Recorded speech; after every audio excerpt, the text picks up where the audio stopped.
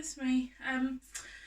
I have been stuck in the house, or I've been safe in the house, as I should say, for about a week and a half now, looking after me and most importantly looking after our daughter, who has a dicky ticker, as we like to call it, and I'm doing some sewing when I get the time, in amongst teaching her and everything else that you have to do, and I'm about to make her a pair of leggings to go with this dress. So I just made her this dress today. It's rather fabulous, spring looking creation. It's the flutter wrap dress by Patterns Pirates, if you want to have a look at it. It's lovely. I've got an adult version as well, which is gorgeous as well. And obviously we're in England, it's a bit chilly, even though it's nice and sunny today. And she's going to need some leggings to go with it. And I have this old pair of leggings of my own that have seen better days, shall we say. So the crotch has started to go through just with wear, and I fixed it a couple of times, but I've got more holes again, so frankly it's just time that they got retired. But the fabric's still good, it's still got a nice amount of stretch and some good recovery in it. So if you've got an old pair of leggings like this that have maybe seen better days but have some decent stretch and recovery in the actual main fabric of them, then you can repurpose them. So that's what I'm going to do. I'm going to chop them up. I'm going to go make a pair of leggings for Granny, my daughter. So basically, first thing is, so these leggings have got two seams. They've got a side seam and an inner seam. And the pattern that I'm making, which is a free pattern if you want to give it a go, so it needn't cost you anything. So an old pair of leggings is obviously going to be free, and the pattern is that I'm using is the Bonnie leggings by Made for Mermaids. If you go onto their website, you can download the pattern for free, and then you just print it out yourself on your home computer, and you have a little jigsaw where you put the pattern pieces together, and so you can give it a go.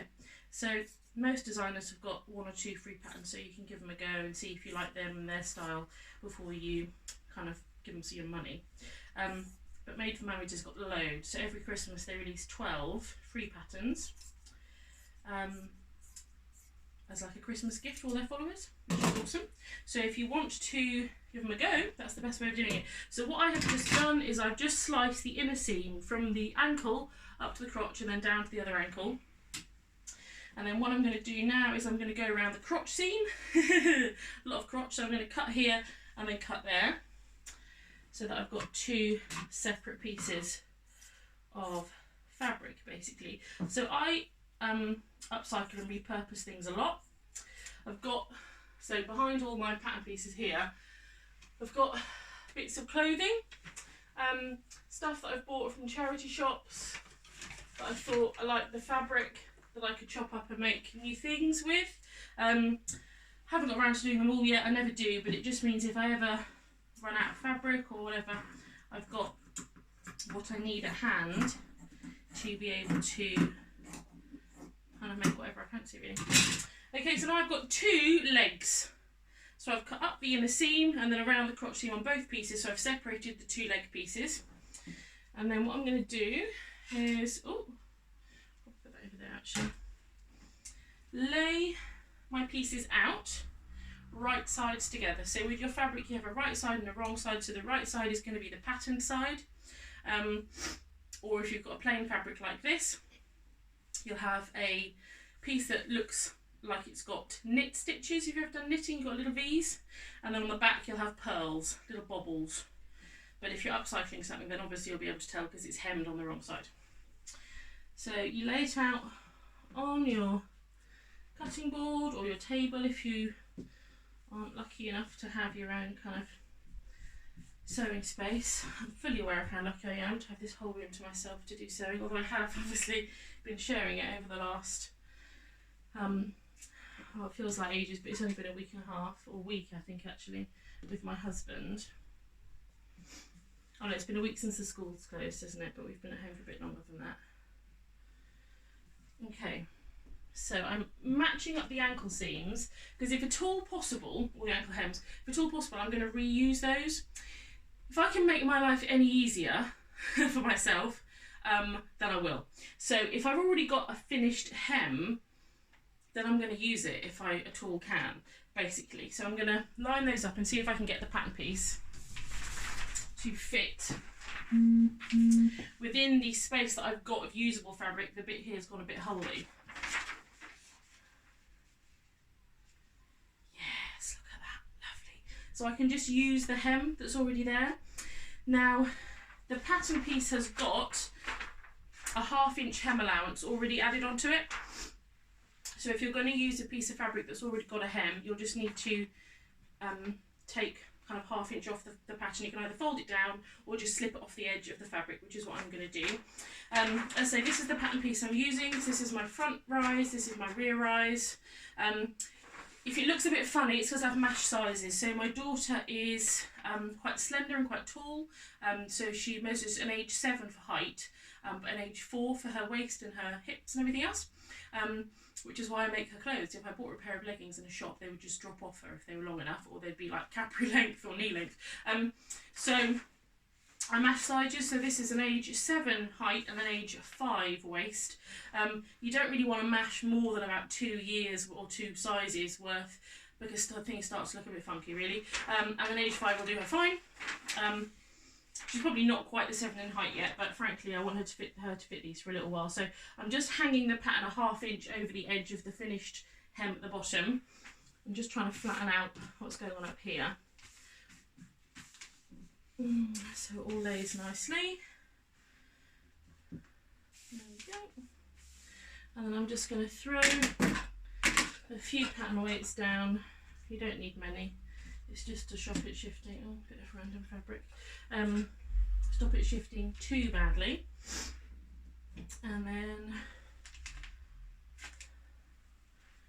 I'm just going to straighten that up a smidge so that seam goes down the middle. If you've got a flat piece of fabric without a seam, like a side seam, then you haven't got to worry about it so much. But just straightening that up a little bit.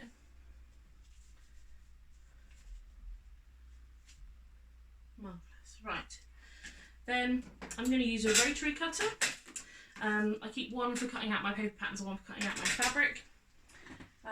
You don't want to use your paper scissors or your paper rotary cutter for cutting out fabric because it will dull the blade. So getting over the hem can be a little bit tricky, but then once you've got that done, you can just go for it.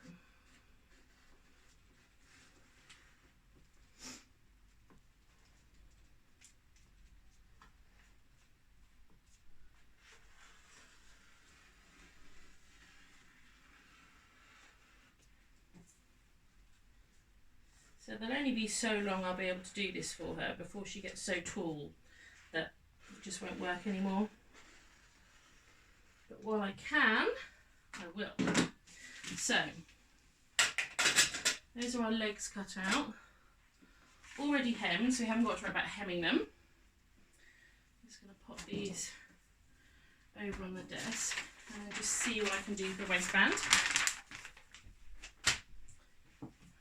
So, the question is, do I piece the waistband together from the remaining bits of the tops of the leggings?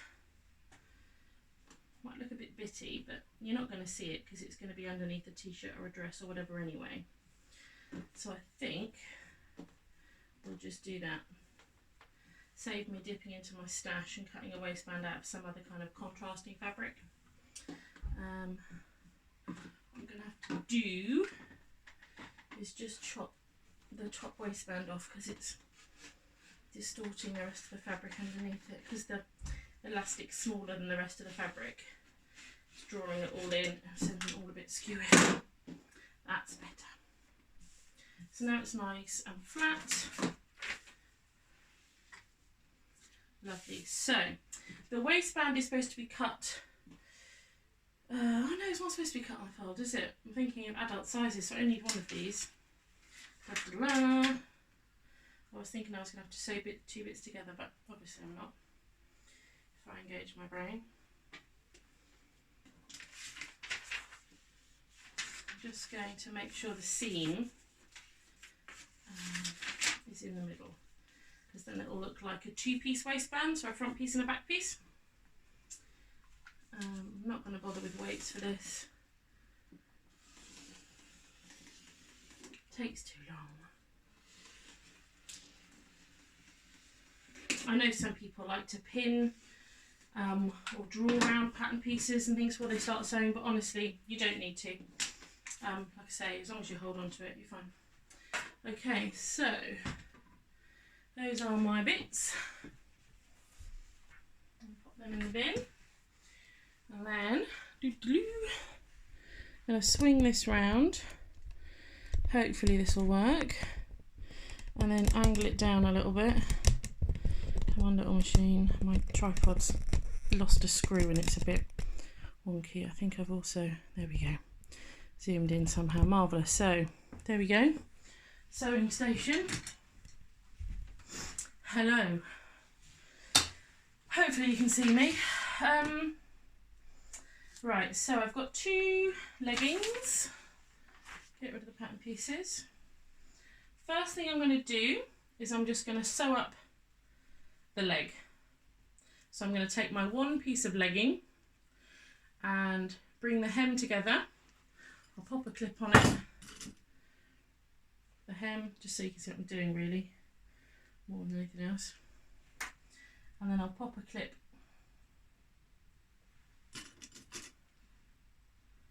on the crotch seam. So I'm basically joining the leg together into a tube. Same on the other one. So it's right sides together, so your outside hem is going to be on the, well, your hem is going to be on the outside, the raw edge, and the finished edge is going to be on the inside. And then throw a clip on that.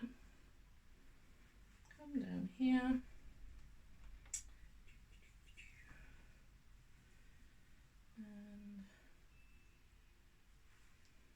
pop a clip on.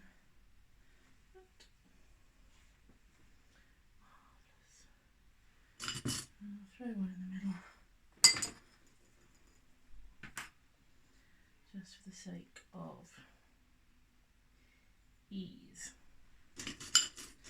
And then I'm just going to whip down this on my overlocker. So if you haven't got an overlocker, which obviously most people don't, or a lot of people don't, you don't need one. So this is an overlocker. It's got 4 cones of thread, so it's got 2 needles and 2 loopers, and it does like a professionally finished stretchy seam. So if you buy a t-shirt from a shop, the seams inside it will be overlocked. But you can do this all on your sewing machine. If you have a sewing machine, you just need a stretchy stitch. So you can either use the lightning bolt stitch, which on my one is this one here, number 11, or you can just use a zigzag stitch. You just want to make sure that your zigzags aren't too long, so in terms of your stitch length, otherwise you'll get big kind of holes between them if you look at the outside seam, and you don't want them too wide either. So you just need to find a nice kind of balance between your stitch length and your stitch width if you're going to do it on your sewing machine. And the other thing I would recommend if you're going to do it on your sewing machine is a super stretch needle. They're brilliant. I love them for a million reasons.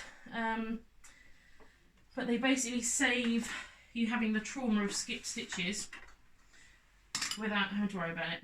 So this pattern uses a 1/2 inch seam allowance. Yeah. So I always just, because the hem's quite thick on this, I'm just going to get it in, there we go, underneath the needles. It's a bit noisy, sorry.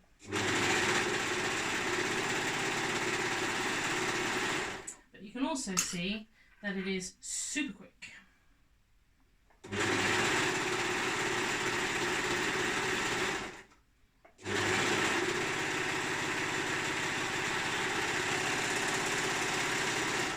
That's one done.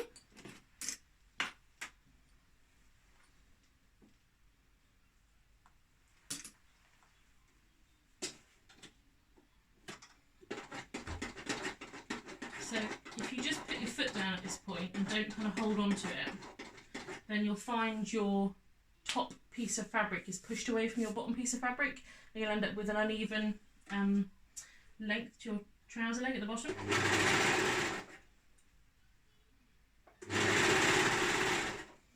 So if you hold on to it and do it by hand, you can get your fingers right in there without worrying about chopping them off, and make sure it's straight.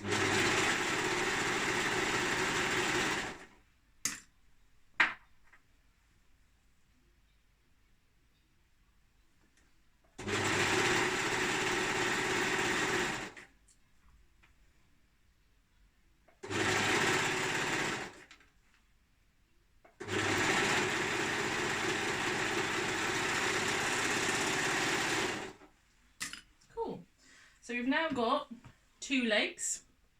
What you're going to do is turn one right side out. Gets harder as they get longer.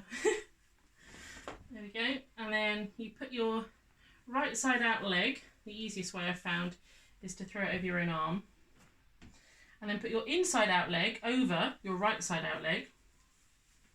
It is complicated, but once you've done it a couple of times, you're fine. And if you do get the pattern from Made for Mermaids, there's a full photo tutorial that goes with it that shows you every step of the way what you're doing. So it's great for beginners. I highly recommend it. So I'm matching the crotch seam here. So the seam I've just sewn up the long leg, I'm matching it with the other seam on the long leg and putting a clip to join them together. And then with one trouser leg inside the other, I'm going to match up the top of the crotch seam, come round to the other side. So that was the front rise, this is the rear rise. You'll find the rear rise is longer because obviously it has a bottom to get over. So with the rear rise I tend to put a clip in the middle as well. Yeah, so what I've now got is like a C shape, and I'm going to, or a U shape I should say. I'm going to sew from one side around the bottom and up the top. You don't sew across the top or you won't be able to actually get into your leggings. So just round in the U shape.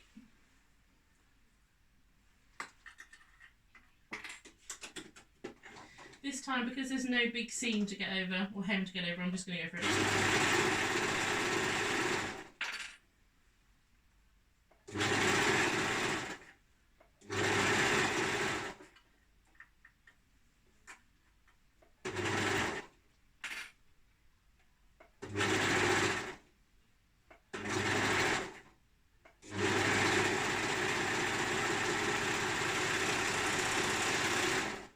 Marvellous. So now I've got one leg inside the other with the hem finished, or the seam finished. I always say hem instead of seam. I'm going to put my arm back inside and just pull the other leg out, and you can see they start looking like a pair of leggings. So I'm just going to pull that leg down. Yeah, so now we've got something that looks distinctly like a pair of leggings. What I'm going to do now is the waistband. So the waistband, because it was of a piece of my old leggings that had the side seam, you need to make sure that that finished seam allowance is on the outside, because what we're going to do is sew the long rectangle together. I know the name of the princess in Brave. Her name is Mana. Merida. Merida. Yeah. Little interlude there from my daughter, just telling me the name of the princess from Brave. It's Merida. So we're just going to show the 2 short edges together of the tube, basically, with the fabric right sides together. And I like to do something called ham hop, which is a method I learned from Self-Sewn Wardrobe and Mallory and Z Donahue. It's great.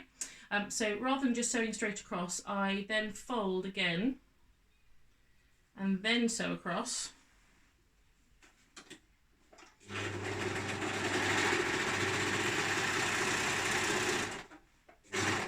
And then it means if you flip it through, you've only got a single thickness of overlocking. When you're then sewing it on, it just makes it slightly thinner to deal with, which I prefer. Some people don't like that method, I really do. So I'm going to pop a clip on one finished seam, which was the original seam from the trousers. I'm going to pop a clip on the other one. So I've got a clip on either side. And then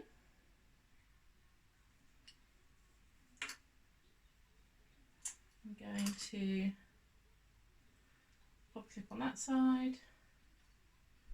And pop a clip, lost a clip, pop a clip there. So what we're doing is we're quartering this band.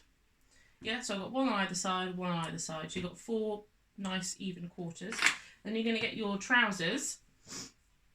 Your trousers have handily already been quartered because you've got a seam, a seam, a seam and a seam.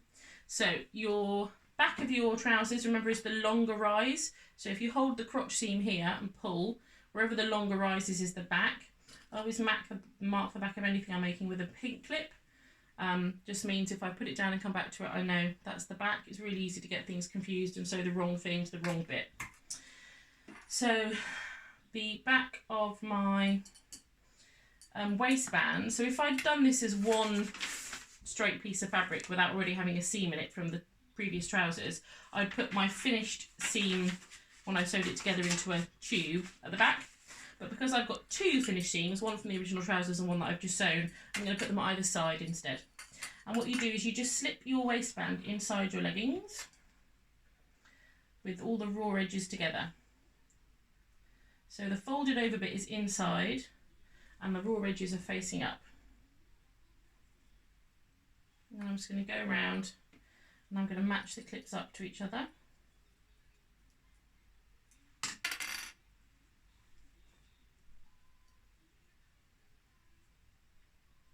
There we go. So now the waistband is inside the leggings. There we go. And I'm just going to sew all the way around this outside edge.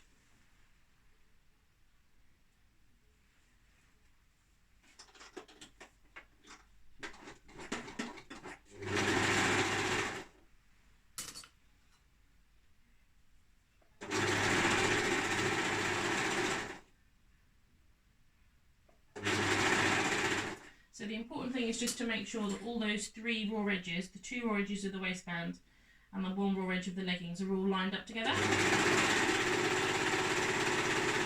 It's really easy for one to slip down under the way, and then if you don't catch it, you'll have a hole at the top of your leggings, which no one really wants.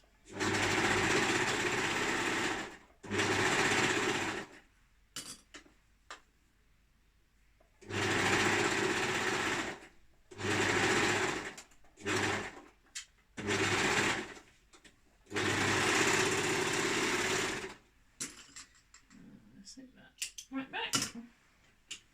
Turn off my blocker because I'm done. It's that quick. So all I've got to do is turn the leggings through, and then at the bottom where I originally sewed the tubes of the trousers together, I've just got some overlocker threads here that I need to hide away. So I'm just using a darning needle, which is like a large eyed needle with a blunt tip, and I'm just weaving those threads back into the seam and out so they disappear, and it just stops them from unravelling. Same on the other side.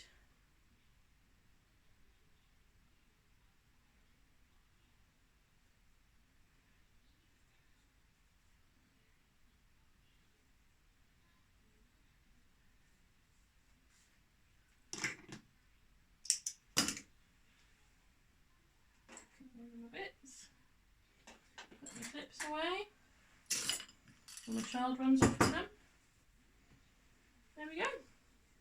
Finished pair of leggings that will go beautifully with the little yellow dress with the little navy and pink and purple flowers that she can wear all summer.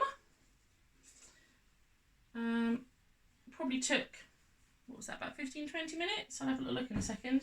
But it's super quick. As I say, the pattern's free, so it's not going to cost you anything to try it other than a bit of printer paper. If you don't have a home printer, there are companies that will print your patterns out for you and post them to you for like £2 or £3. And they come on massive sheets then you can cut out, or you can trace your patterns out. I like to just print the sizes I'm using, so I have a home printer that I can print them out on.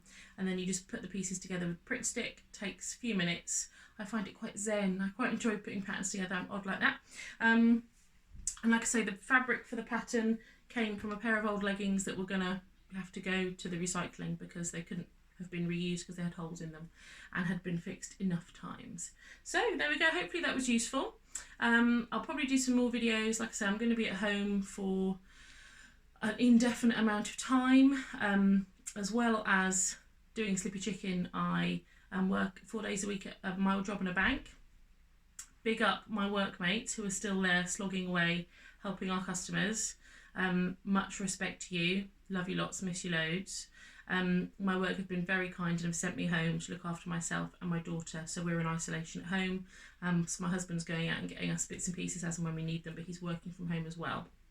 So I haven't left the house for about 5 or 6 days now. So I imagine you're all going about as stir crazy as I am, so I'll be doing some more videos, just some basic things you can do when you're at home, with stuff that hopefully isn't going to cost a lot of money. So a lot of upcycling and reuse, that kind of stuff. Hopefully you'll find it useful. But yeah, thanks very much. See you later. I'll turn you off.